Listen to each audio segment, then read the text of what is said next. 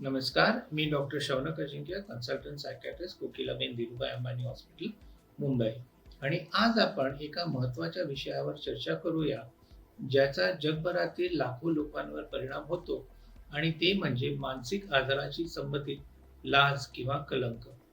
वैज्ञानिक संशोधनानुसार समाजातील प्रत्येक 7 ते 8 लोकांपैकी एक व्यक्ती मानसिक आजाराने ग्रस्त आहे. त्याचे वाढते महत्त्व असूनही, विशेषतः कोविड महामारीनंतर, मानसिक आजार अजूनही लज्जास्पद आणि कलंकाने ग्रासलेला आहे. हा कलंक काय आहे?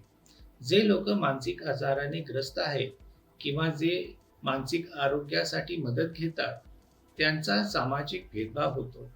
या लोकांना गैरवर्तन सहन करावे लागते, जसे की वेडा म्हटले जाणे किंवा धोकादायक मानले जाणे. यातून अडथळे निर्माण होतात, जे या लोकांना मदत मागण्यापासून प्रतिबंधित करतात. हे लज्जा, भेदभाव आणि अलगीकरण वाढवतात. आपला समाज मानसिक आरोग्याच्या मुद्द्यांवर उघडपणे चर्चा करत नाही. या अनिच्छेमुळे समाजात गैरसमज पसरतात की मानसिक विकार हे धोकादायक किंवा लज्जास्पद आहेत. मानसिक आजार ही मानसिक शक्तीची कमकुवतता आहे. मानसिक आजारावरची औषधे कधीच थांबत नाहीत. ती धोकादायक दुष्परिणाम देतात, त्याची सवय लागते, इत्यादी. बऱ्याच वेळा मानसिक आजाराशी पीडित असलेल्या व्यक्ती आत्मलांछनशी ग्रासित असतो.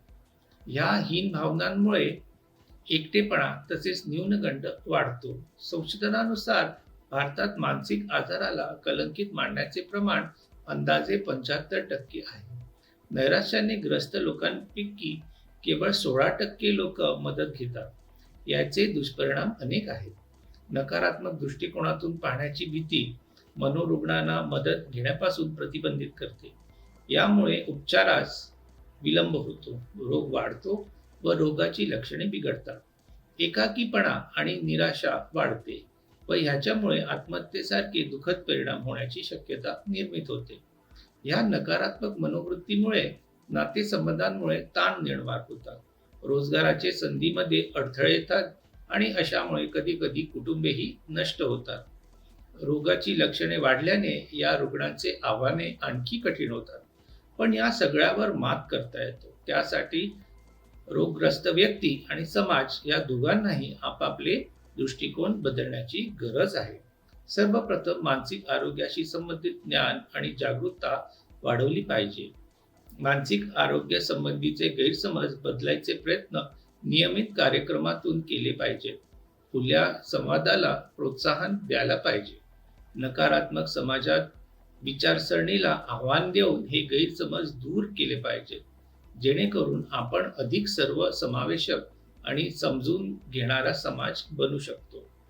दुसरी गोष्ट म्हणजे लोकांना न घाबरता मदत मागण्यासाठी प्रोत्साहित करणे. ही एक महत्त्वाची पायरी आहे. मानसिक आजार हे दुर्बलतेचे लक्षण नसून त्यांच्यासाठी मदत मागणे हे ताकदीचे लक्षण आहे, यावर जोर देणे महत्त्वाचे आहे. मदत मागणे ही एक सामान्य गोष्ट बनवल्याने त्यांच्याशी संबंधित लाज किंवा भेदभावाची भावना कमी होईल.